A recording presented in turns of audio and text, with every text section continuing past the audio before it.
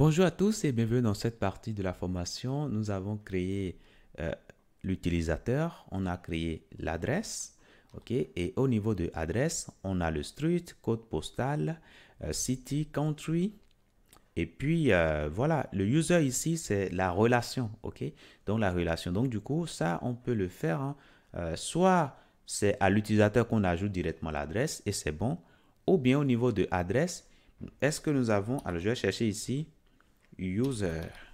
Donc, on va chercher, nous avons get user, set user qui permet hein, voilà, d'ajouter un utilisateur.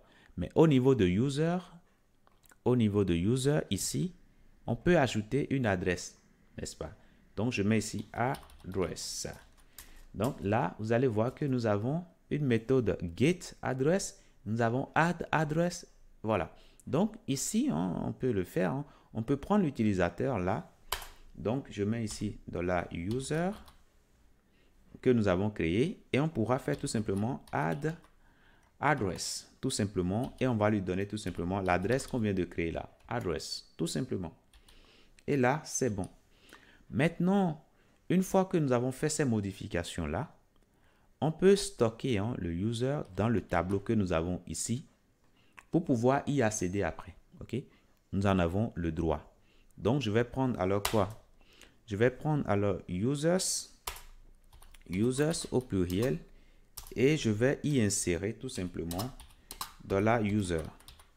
Voilà, tout simplement. Une fois que cela est fait maintenant, ben, qu'est-ce que je vais faire par la suite? Ben, je vais persister tout simplement. Donc, je fais la persistance ici, puisqu'il s'agit de la boucle. Donc, chaque fois, je persiste dans les données. Donc, je mets ici user, je persiste. Et c'est quand je vais sortir maintenant de la boucle maintenant que je vais penser à faire un flush pour sauvegarder les données qui étaient précédemment persistées.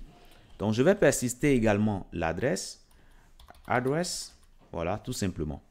Et là, c'est bon, ok? Donc, en faisant cela, ben, je suis en train de dire que je veux créer tout simplement 100 données, hein, 100 données, et ces 100 données-là, c'est juste des utilisateurs avec des adresses. Après, je peux également penser également à créer les données de profil également. Vous vous rappelez qu'un utilisateur a également un profil. Donc, je peux mettre ici profile. Et là, je dois indiquer que je veux créer un objet profile. Voilà. Et je vais indiquer aussi la provenance de profile. Ça provient de app entity profile, tout simplement. Et là, ce sera ici un set. Set quoi? On va modifier. Alors, j'irai au niveau de profile. Et là, vous allez constater avec moi qu'on a besoin de picture, description. Et puis voilà. Donc, du coup, je peux mettre le picture rapidement. Donc, set picture. Et là, nous allons récupérer une image, tout simplement. Image. Voilà, tout simplement. Après ça, nous allons modifier également cover, set cover picture. Là, ici, on va récupérer également image. On va récupérer la description. Donc, set description. Et là, ce sera quoi? Ben, on va y ajouter du test, tout simplement. Alors, ou plutôt description. Et on peut limiter le nombre de caractères à 60. Voilà, tout simplement. Et là, pour l'instant, c'est bon. Hein? Le created at, plutôt un set, hein? Set created at, on pourra mettre ici tout simplement datetime immutable, tout simplement. Donc, je mets ça là, tout simplement. Donc là, c'est bon. Excusez-moi, ici, c'est plutôt un set country, set city, pardon. Et ici, set country. Voilà, tout simplement. Donc là, c'est bon. Maintenant, ce que j'ai à faire maintenant, ben, il faut que j'ajoute le profil à l'utilisateur, n'est-ce pas? Donc, je vais prendre alors le user, donc $user, et je vais faire tout simplement set profile, set profile. Et je vais lui ajouter tout simplement le profile que j'ai créé tout à l'heure. Voilà. Donc, au niveau de user, on peut regarder profile set.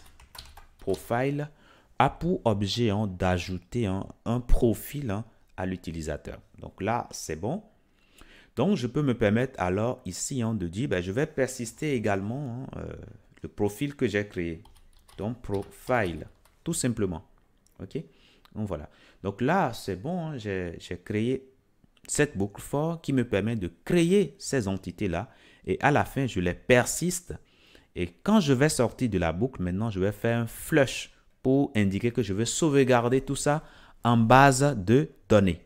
Donc, du coup, nous allons lancer tout simplement l'exécution de cette fistule-là. Donc, pour lancer l'exécution de la fistule, qu'est-ce que nous allons faire? C'est très simple. On aura simplement à prendre ici, on va prendre tout simplement database, voilà, doctrine, pardon, fistule, load, tout simplement. On lance ça. Alors, c'est une opération délicate parce que s'il y avait déjà des informations dans la base de données, ça va supprimer tout cela. Donc, c'est une opération qui est très délicate qu'il faut faire seulement quand on est en mode développement. Mais nous, on est bien en mode développement et on est conscient de ce qu'on est en train de faire. Donc, on mettra tout simplement yes. Et là, nous avons un souci. On define $i. Et ici, quand je viens là, c'est à quel niveau? Alors, ici, pardon, c'est plutôt égal à 0. OK? Voilà, je le définis et je reprends. Oui, je suis conscient de ce que je suis en train de faire. Et là, je n'ai simplement qu'à patienter tout juste un tout petit peu. Et là, nous avons une erreur parce qu'on nous dit que sur l'adresse created@ ne peut pas être nul. Alors, nous n'avons pas donné de valeur pour created@ et du coup, par défaut, ce sera nul. Et c'est pourquoi ça refuse. Donc, du coup, on peut dire maintenant, on donne une valeur à created@ et on relance à nouveau. On dit qu'on est conscient de ce qu'on est en train de faire. Et là, on patiente juste un tout petit peu.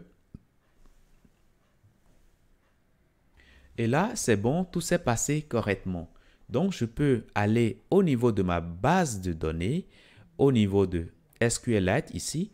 Je viens sur User. OK, je peux l'ouvrir ici. Et là, qu'est-ce que je vois? Alors, je peux fermer tout ça. Voilà, je viens sur User, je clique là-dessus. Bon. Et là, je vois qu'il y a pas mal de données. J'ai le full name, j'ai l'email, j'ai le mot de passe. Voilà, j'ai la date de création, le updated at. Voilà, c'est bien nul. Donc, ça, c'est parfait. Alors, au niveau de profile, ici, j'ai ici les informations de profil. J'ai l'identifiant de l'utilisateur à qui appartient le profil. J'ai l'image, vous voyez le lien de l'image. Vous voyez, j'ai également la description et j'ai pas mal d'informations. Vous voyez, donc là, c'est bon. Et au niveau de adresse également, j'ai tout simplement les adresses concernant les utilisateurs. Alors là, je reviens ici. Là, vous voyez que là, c'est l'identifiant de l'utilisateur à qui appartient l'adresse.